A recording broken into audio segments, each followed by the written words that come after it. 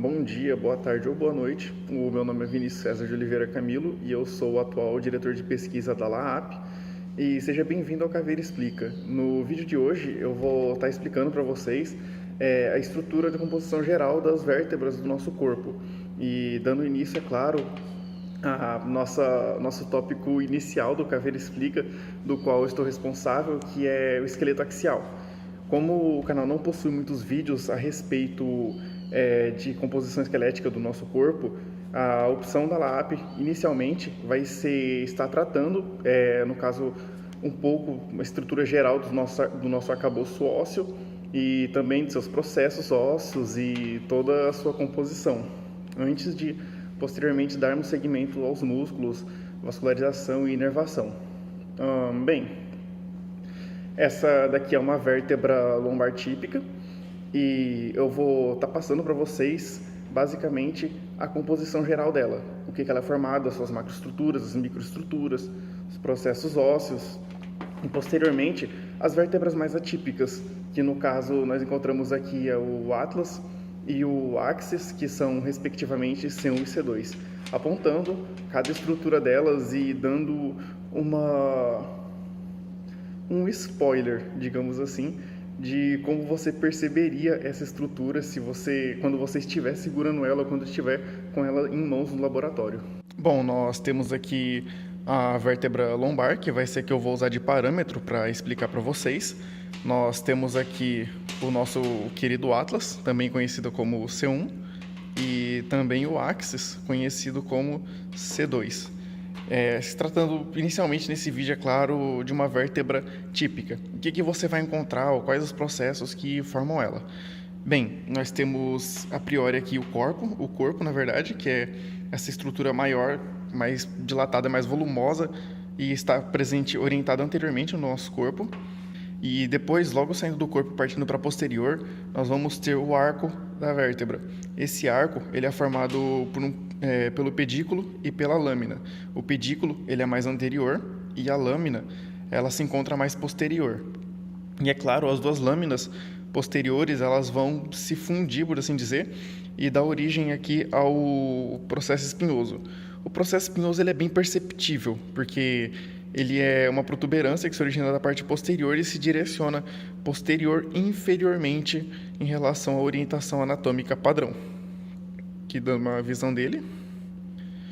Aqui mais centralmente ao pedículo e as lâminas, a gente consegue ver o canal vertebral, no caso aqui o forame vertebral. Nesse canal vertebral ele vai basicamente acomodar a nossa medula espinhal, então dá um pouco da impressão de função protetiva que a nossa coluna vertebral possui. Acompanhando aqui já a região de união entre os pedículos e as lâminas, nós encontramos aqui onde eu estou pensando agora com meus dedos, o processo transverso. O processo transverso ele se orienta mais lateral e posteriormente. Então nós temos aqui um processo espinhoso e dois processos transversos orientados lateralmente. E outra coisa que é importante destacar, em uma vértebra comum, na verdade, nós conseguimos encontrar duas estruturas de importante relevância para a questão do movimento vertebral.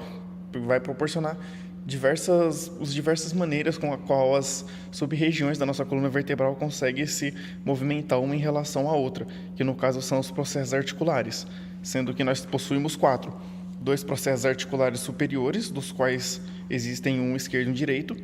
E outra coisa que é importante destacar também é que esses processos articulares eles estão orientados de acordo com, digamos assim, a maneira como a região se comporta, a maneira como a região se movimenta. Pode ver aqui que em uma vértebra cervical eles estão mais superiores. Nessa vértebra aqui, que é a lombar, eles estão orientados de maneira mais... Os superiores, é claro, estão orientados medialmente. Já aqui, os inferiores, dá para ver, eles têm essa característica bem lisa, né? Porque aqui ele vai ser constituído principalmente por cartilagem hialina, que vai dar a composição da parte articular. E ele é orientado mais anteriormente. Aqui nós temos um anterior, esse inferior aqui, que tem uma orientação mais anterior, e esse superior, que tem uma orientação mais posterior. E isso aí vai delimitar a maneira como essa região vertebral consegue se mover, por assim dizer. E, bom, gente, a respeito de vértebras, o que eu tinha para mostrar para vocês foi isso. Quaisquer dúvidas vocês podem deixar aí nos comentários ou até mesmo encaminhar um e-mail ou para uma mensagem para algum responsável da liga, que nós estaremos dispostos a responder elas. E, bom, não se esqueça, é claro, de deixar o seu like, se inscrever aqui no canal da liga e comentar para dar um feedback legal pra gente, porque é relativamente novo, a gente está fazendo o Caveira Explica aqui no YouTube e nós agradecemos demais o seu feedback. Muito obrigado e até a próxima.